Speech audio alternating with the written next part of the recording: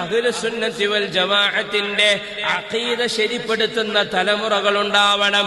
നിസ്കരിക്കാനും നോമ്പ് നോൽക്കാനും തെറ്റുകൂടാതെ ഖുർആൻ ഓതാനും ഈമാൻ കാര്യങ്ങൾ പറഞ്ഞു കൊടുക്കാനും ഇസ്ലാം കാര്യങ്ങൾ പറഞ്ഞു കൊടുക്കാനും അറിയുന്ന ഒരു തലമുറ വളർന്നു വരണമെന്ന ആഗ്രഹത്തോടെ വളരെ ഖാലിസായ നിയ്യത്ത് കൊണ്ട് പൂർവസൂരികന്മാർ കെട്ടിപ്പടുത്ത ഈ സംവിധാനങ്ങളെ കൊണ്ടല്ലേ ഇത്ര അഭിമാനകരമായ ഒരു പരിപാടി നടത്താൻ ഈ മക്കൾ നമ്മളുടെ മുന്നിലുണ്ടായത്. ഈ മക്കള് നമ്മളുടെ മുന്നിലുണ്ടായത്. ആ മക്കള് നമുക്ക് വേണ്ടി ചെയ്യുന്ന ഈ സേവനങ്ങളുടെയൊക്കെ പ്രതിഫലം ഇതാരാണോ ഈ നാട്ടിൽ തുടങ്ങി വച്ചത് അവരുടെ ഖബറിടത്തിലേക്ക് പോവുകയല്ലേ. ഇതിനാണ് ജീവിതമെന്ന് പറയുന്നത്. ഈ ഇരിക്കുന്ന പറയുന്ന ഞാനും കേൾക്കുന്ന നമ്മളെല്ലാവരും ചിന്തിക്കണം. ആയുസ് എന്ത് ചെയ്തു എന്ന് അള്ളാഹു ചോദിക്കുമ്പോ അള്ളാഹുവിനോട് നമ്മൾക്ക് മറുപടി പറയാനുണ്ടാകണം. ഉമ്മമാര് എത്ര ഉമ്മമാര് നമുക്കുണ്ടായിട്ടുണ്ട്. പൊന്നാണിയിൽ അള്ളാഹുവിന്റെ പരിശുദ്ധമായ ദീനിന്റെ ദറസ് നടത്തിയിരുന്ന ഉമ്മമാരുണ്ടായിരുന്നില്ലേ? ഫത്ഹുൽ മുഈൻ ഓതി കൊടുത്തിരുന്ന ഉമ്മമാരുണ്ടായിരുന്നില്ലേ? എത്രയെത്ര പള്ളികളിലെ ഉസ്താദുമാർക്ക് അന്നം കൊടുത്തിരുന്ന മുഅല്ലിമീങ്ങളെയും മുത്തഅല്ലിമീങ്ങളെയും അഗാധമായി സ്നേഹിച്ചിരുന്ന ഉമ്മമാരുണ്ടായിരുന്നില്ലേ? അവരുടെ ഇൽമിന്റെ ഞാൻ കൊടുത്ത അന്നം കൊണ്ട്, ഞാൻ ഈ കൈകൊണ്ട് ഉണ്ടാക്കിയ അന്നം കടിച്ച് പഠിച്ച് വളരുന്ന ഒരു കുട്ടിയുടെ ഇൽമിന്റെ ആ ഇൽമ് എത്രത്തോളം പരക്കുന്നുവോ അവരൊക്കെ പഠിക്കുന്നതിന്റെ ഒരു വിഹിതം ഇവർക്ക് ചെയ്ത ചെറിയ ഒരു ഖിദ്മത്ത് കൊണ്ടെങ്കിലും എന്റെ ഖബറിലേക്ക് വരണം എന്ന് ആഗ്രഹിച്ചിരുന്ന എത്രയെത്ര വല്യമ്മമാരെ കൊണ്ടാണ് നമ്മളുടെ നാടുകളിൽ ഈ പള്ളികളൊക്കെ നിലനിന്നു പോയത്.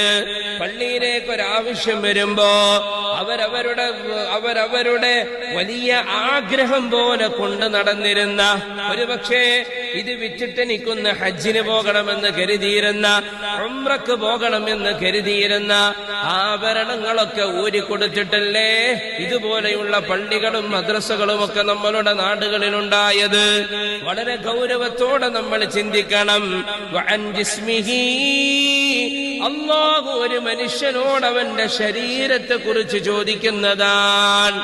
നിന്റെ ശരീരം നീ എന്ത് ചെയ്തു? നിന്റെ ശരീരം നീ എന്ത് ചെയ്തു?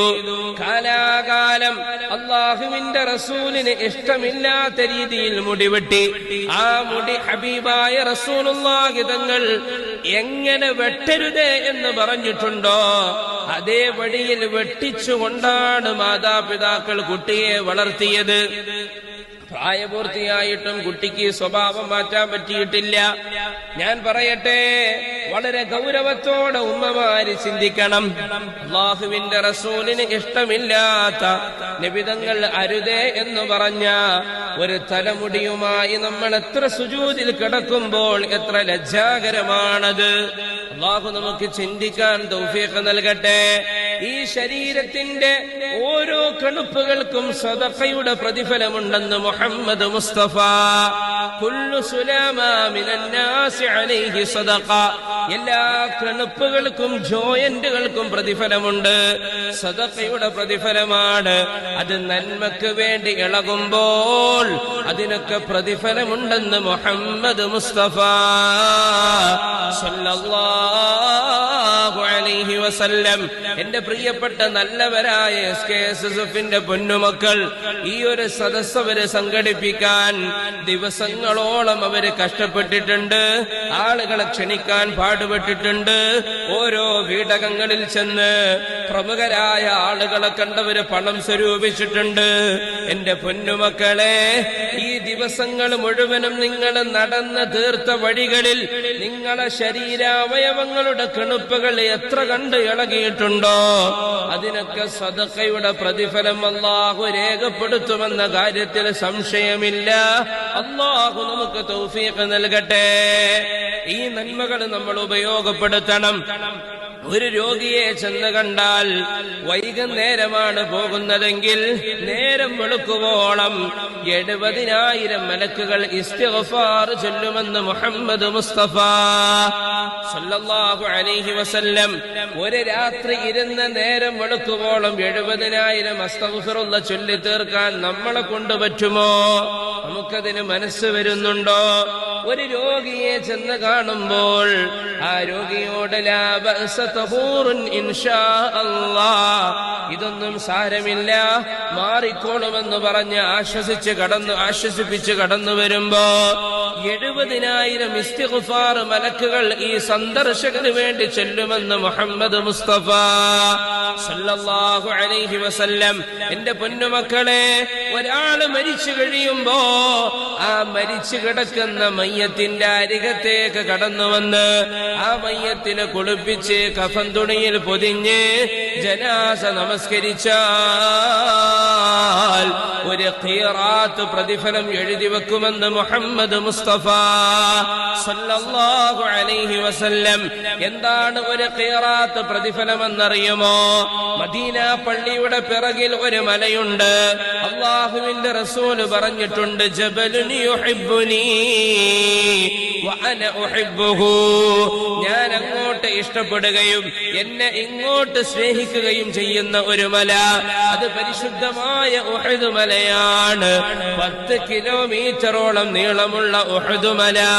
ഈ 10 കിലോമീറ്ററോളം നീളമുള്ള ഉഹദ് മലയുടെ അത്ര ഭാരമുള്ള പ്രതിഫലമാണ് ഒരു ഖീറാത്ത് എന്ന് മുഹമ്മദ് മുസ്തഫ സല്ലല്ലാഹു അലൈഹി വസല്ലം. ആലോചിക്കണം, നമ്മൾ ഒരു മരിച്ചു കിടക്കുന്ന മയ്യത്തിന്റെ അരികത്ത് ചെന്ന് കുളിപ്പിച്ച് കഫൻ തുണിയിൽ പൊതിഞ്ഞ് ആ ജനാസ നമസ്കാരത്തിൽ പങ്കെടുത്താൽ ആ പേരും അഡ്രസ്സൊന്നും നമ്മൾ അറിയണ്ട. ആര് മരിച്ചാലും സമൂഹത്തിൽ നിലയുള്ളവനാകട്ടെ വിലയുള്ളവനാകട്ടെ ഇല്ലാത്തവനാകട്ടെ എന്തായാലും പള്ളിയിൽ നിന്ന് വിളിച്ചു പറയല്ലോ, ആളുകൾ അറിയിക്കുമല്ലോ. ആ മരിച്ച മയ്യത്തിന്റെ നിസ്കാരത്തിൽ പങ്കെടുത്താൽ 10 കിലോമീറ്റർ നീളമുള്ള ഉഹദ് മലയുടെ അത്ര വലിയ പ്രതിഫലം അള്ളാഹു രേഖപ്പെടുത്തി തരുമെന്ന് മുഹമ്മദ് മുസ്തഫ സല്ലല്ലാഹു അലൈഹി വസല്ലം. നമ്മുടെ പൂർവികന്മാര് സ്വർഗത്തിൽ പോയത് ഇതുപോലെയുള്ള അമല് കൊണ്ടാണ്. നമ്മൾ നിസ്സാരമായി കാണുന്ന അമലാണ് ഇതൊക്കെ. എന്നാൽ ആ ഖബറിന്റെ ചാരത്ത് പോയി 3 പിടി മണ്ണ് വാരിയിട്ടൊന്ന് ദുആ ചെയ്തിട്ടാണ് മടങ്ങിപ്പോരുന്നതെങ്കിൽ 2 ഖീറാത്ത് പ്രതിഫലം അള്ളാഹു എഴുതി വെക്കുമെന്ന് മുഹമ്മദ് മുസ്തഫ. 2 വലിയ ഉഹദ് മലയുടെ അത്ര പ്രതിഫലമായി ഒരു മയ്യത്തിനെ കൊണ്ട് നമുക്ക് കിട്ടുന്നതാണ്. അപ്പോഴേ നമ്മൾ മരിച്ചാലും ആളുകൾ വരുള്ളൂ. നമ്മൾ ചിലപ്പോഴൊക്കെ പറയാറില്ലേ, എടങ്ങേറായിട്ടാണ് കല്യാണത്തിന് പോകുന്നത്, ഇനിയിപ്പോ ഞാൻ പോയിട്ടില്ലെങ്കിൽ എന്റെ